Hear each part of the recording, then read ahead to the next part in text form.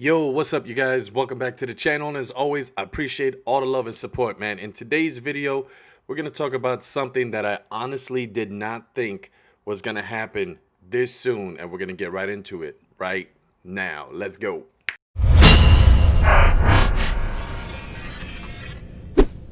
Like I mentioned, what we're going to talk about, I totally did not expect what was going to happen. It actually happened to me last Saturday, and it has to do with Optimus Prime, which I'm pretty sure at this point you've already seen in the thumbnail and the description.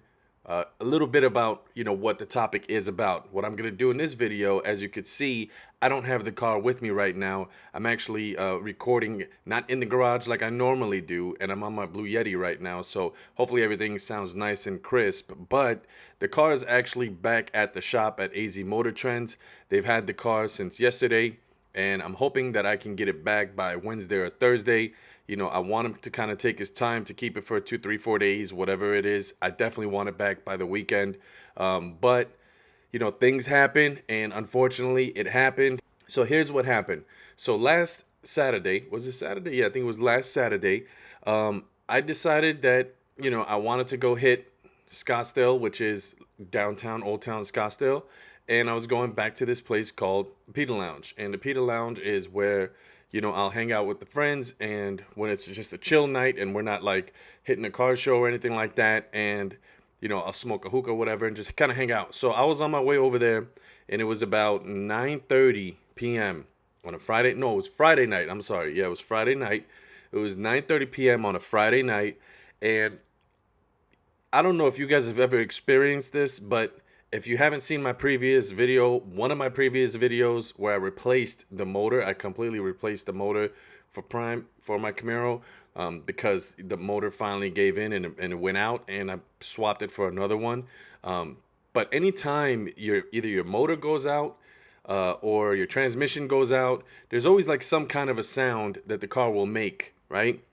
And in my case, I'm driving, I'm minding my business. The road is actually not that full. On the highway, I'm doing about 74 miles an hour. You know what I mean? Like I'm just coasting. I'm just doing my thing like normal, and not many cars around me. And all of a sudden, I don't even know what happened. All of a sudden, I hear this like loud, like screeching sound, right? I can't even describe what it sounded like. It was like it was just something screeching, right? Like I didn't know if it was the transmission. I was thinking, man, did the transmission just go out? Like, or was it the motor? Like, what happened? Like, I'm looking at the dashboard and I'm trying to see if there's any lights that came up, the engine light, something, oil light, something. I'm looking at my gauges. I got gauges all over the place in the car. So I'm looking at all the gauges and I'm like, what is that noise? And all of a sudden, I start feeling the car start to pull to the left. The steering wheel's pulling to the left. That's when I look down. So in where the two cup holders are, one of them, I have a stand that holds the Airlift Performance, what do you call it, controller. So I look down at that controller, and if you've never owned an airlift kit or airbags, whatever the case may be, on the airlift controller, it shows you all four.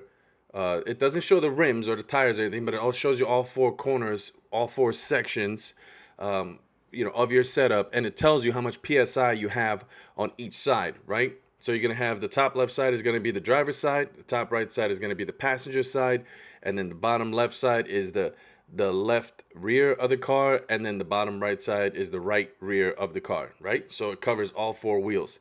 I look down at my controller, and the top left one says 0 PSI, which means the driver's side front wheel is rubbing against the fender right now, rubbing against the wide body. So pretty much what happened is the car just tilted all the way down to the left, 74, 75 miles an hour on the highway, right? And that screeching sound is my splitter. First of all, shout out to Gorilla Splitters, because if that splitter was carbon fiber, which I absolutely love carbon fiber, shout out to APR Performance, those are my people. But if that splitter was carbon fiber, or if it was fiberglass, if it was that polyurethane material, if it was any of those like plastic type of, it definitely 100% would have snapped in half. 100%. I've had splitters back in the day where they were carbon fiber, and I came out of a gas station and I barely kind of hit and it split it right in half.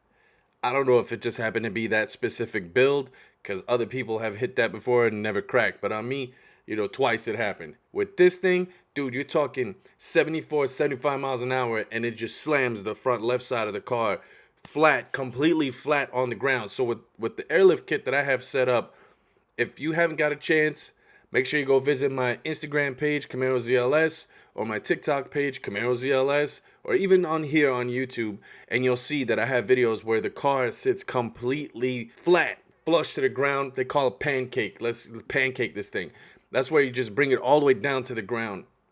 So what that means is the front end of the car literally sits on the floor. The splitter sits on the floor. So imagine you're going at that speed and then it's just sitting on the ground. My first worry was I hope and I pray that it don't pop my tire because it's the tire is going so fast against the wide body, the flare of the wide body, it's shaving down the tire, which means if it shaves down the tire enough, it could pop the tire and then all of a sudden you're going side. Oh my God, like I don't even want to think about that. Like that was just, it was scary, let me tell you. It was very scary. Now, on the other hand, what's even more crazy is I tried to get off the highway. I tried to exit out, right? And when I went to try to exit out, I couldn't because all of a sudden, my luck, all of a sudden there's cars next to me on my right side, the middle lane and the far right lane. They're a little bit behind me, but there was cars there. There's no way I'm gonna make it. The car's pulling to the left. It's just all happening too fast. So I just said, you know what? I'm gonna pull over right here on the left side by the carpool lane against the wall. Like just bring it as close as I can to the wall. My my luck once again, where I happened to stop, was so scary because where I was stopping was, I don't know if you guys have ever driven on a highway where you live, where it's one of those deals where the highway is curving like this to the left, like it's making a turn. Soon as you make that turn right here, that's where I stopped.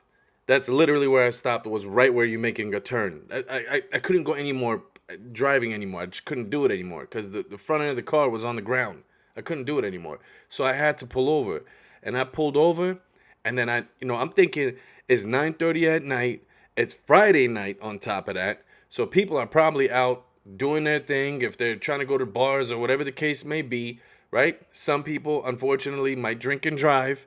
It is what it is. It happens, right? It's not safe, but unfortunately it happens. And I'm thinking in my head, what the heck is going on right now? People are flying right past the car. Like it's like last minute they're seeing it. So what I did was I went on my Instagram live and I made sure that I wanted to go live so that way, God forbid, if something was to happen, I want it to be on tape, right? Now, the cause, you probably want to know what the cause was.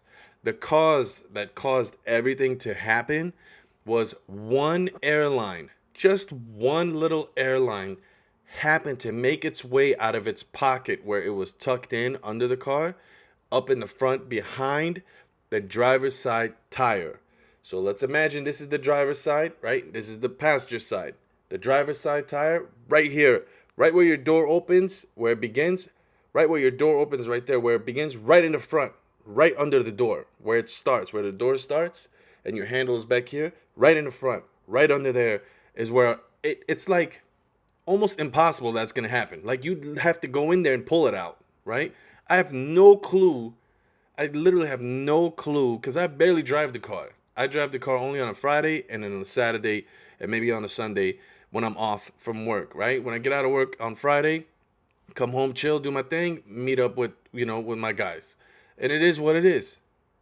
During the week, I don't drive it. It just sits there. So how did it come out like that?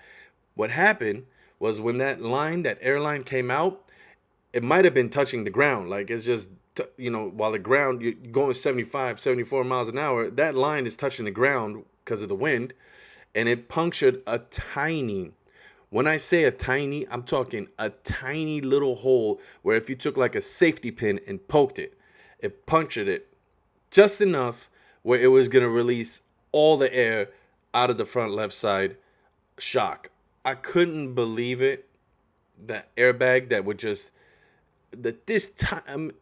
Look, you can see I can't even finish my sentences, man, because it was so scary. So much happened because of a tiny hole that occurred out of nowhere. Now, what I do want to say is, number one, anytime a situation happens like that, the first thing I did in my position was I called 911 and I said, I need an officer here now because I need his or her lights to be flashing because people are turning this corner way too fast, right?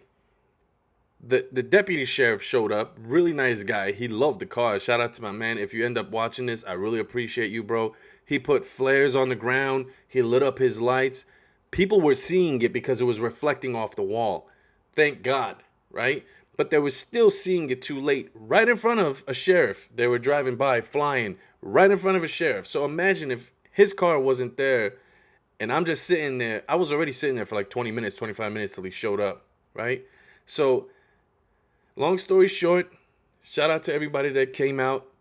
It was about 3 or 4 cars that showed up, and I appreciate everybody with all the love and support because honestly, throughout the 7.5 years that I've been building, my car, I've always helped out so many people around the world throughout all my social media platforms, and I've always said, hopefully one day when I need that help, somebody will help me out. I'm always trying to be that person that's a step ahead so I can always help people, help people, help people, help people. Like literally, whether it's discount codes, for you to get a discount on whatever you're trying to buy for your car, or if it's advice, all the knowledge that I know that I haven't built a fast like race car. I know I haven't. I know I supercharged it. There's nitrous. It's a fun fast car, but it's not like a drag car. It's not like a 10-second car, 9-second car. It's not that. Now, but I have built a car that has like a class like that of its own, which is in the show car world, right? Where it's like a 8-second, 9-second car where it doesn't lose, right? So I'm very fortunate at that part. But the thing is for me pouring as much knowledge as I can, hoping that one day I would get that help. Man, I didn't even get a chance to ask people to show up to help me. They were already on the way. There was, I don't know how many people, 4 or 5 people under the car, all trying to figure out how we can patch this line because right when you put your finger on that little hole, it was automatically keeping the air up. But the problem is the pressure, the PSI is so strong, obviously, it gets hot right on your finger and you can't hold it. You gotta let that go. It's just too much pressure. It's hot. So we kept trying to tape it up. We zip tied it in all corners, right? So because the air was trying to sneak out, it was trying to make its way out of the lines, out of the line, but where we had it taped. But we did eventually, shout out to my friend Kendall, we did eventually get it to where where it had a slow leak, and it was enough for me to get it off the highway where we were parked and then drive it home. When I drove it home, every 40 seconds, 30 seconds, you'll see the PSI go under 50 on that front left side, and then I'd raise it back up to 75, 85. I'd raise it all the way back up. Every 20, 30 minutes, we pulled over to let the compressor chill out for a little bit because it was just running for way too long. Um, and I didn't want it to fry. I did check with, one of my sponsors, and I asked, and I said, hey, is it going to be okay that it did that? He said, it's too brand new. It's not going to, you'll be fine. If it was an older unit where you've been using it for a long time, for years, maybe it would have gave in. But right now it's fresh. You kept turning it off to let it cool down. That was a smart thing to do. You didn't just drive it all the way home. Because where I was, compared to where I live, all highway and getting off the highway is about 45 minutes. So imagine I'm driving the streets now all the way back. So I had to stop, right? I don't want it to keep running because it kept running the whole time. I don't want to fry the compressor because if that happens, then I'm really stuck. Now, I get it to the house. I get the barb. I cut the lines. I put the barb in there, put clamps on each side, and I used Flex Seal, and it held it up. Perfect. The next day, we went and did our car show at Peter House. Shout out to them. Successful show. Thank you to everybody that came out. And now the car is at AZ Motor Trends. Shout out to them too, because my man Eddie, that's over there, that took the car in. He's not the owner of the shop. The owner wasn't available at the time. He wasn't even in town. But Eddie, went out of his way and was like, "Oh my God, bring the car." Even on a Sunday while they're closed, he allowed me to take the car to go drop it off, and I really appreciate that. Obviously, the store is closed, but I can at least pull it in so that way they can have it ready because I can't drop it off during the week, being that I work Monday through Friday. Don't want to talk your ears out too much.